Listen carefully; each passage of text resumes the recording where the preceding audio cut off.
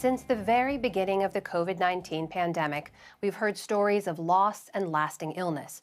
But for most, the virus is not a death sentence.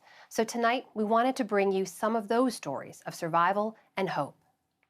I am a COVID-19 survivor. I survived coronavirus. I'm 91 years old and I survived coronavirus. I'm a nurse practitioner. I'm a frontliner and also a coronavirus survivor. I'm also a COVID-19 survivor. And I'm a coronavirus survivor, and I donated plasma as well. I had a fever, but it was never as high as they stated on the news.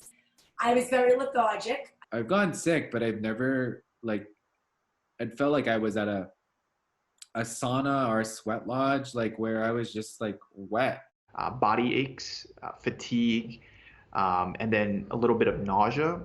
I didn't have any shortness of breath, no fever at all. I was asymptomatic and I had I didn't feel any different than I did normally.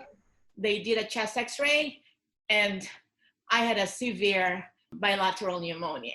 I was gasping for breath probably about every 20 or 30 times a minute. And a couple of nights I said my goodbyes to the world and woke up in the morning not knowing that I would. In the hospital, I sang songs to myself. I try to comfort myself, and I prayed a lot, and I made videos on Facebook to let people know, this is what's going on with me, but trying to encourage people too. Knowing my status, it gave me some relief in some ways.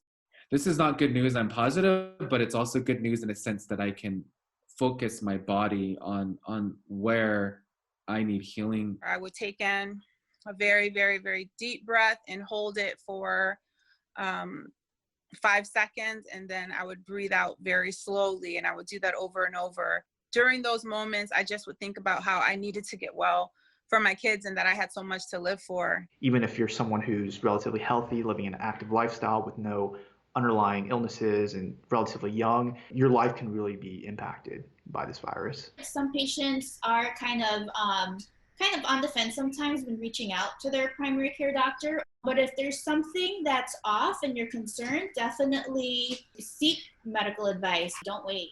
Just take it one day at a time. Don't worry about the future. Just be grateful about the past.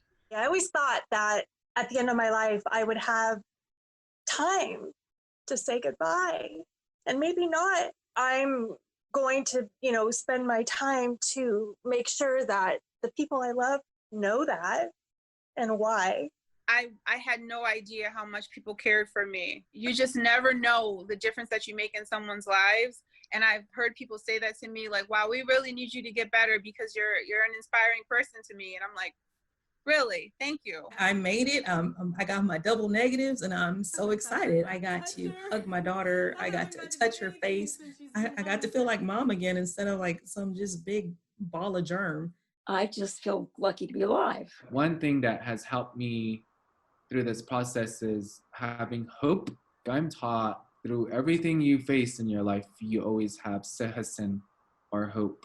So what if we're in phase 3 or we have to stay in another week? We have our health, we have our family. It's only gonna get uphill. It can't get any worse because you've come out of this. Hope is on the way. I always believe that hope is on the way. This will not last long.